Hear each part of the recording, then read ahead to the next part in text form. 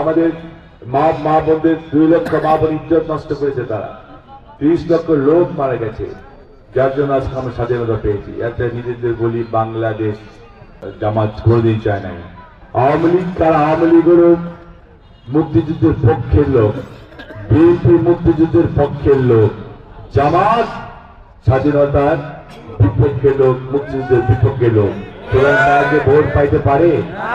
আমি একটা কথা বলে শেষ করব, আমি কোন চাঁদাবাজি দেখতে চাই না,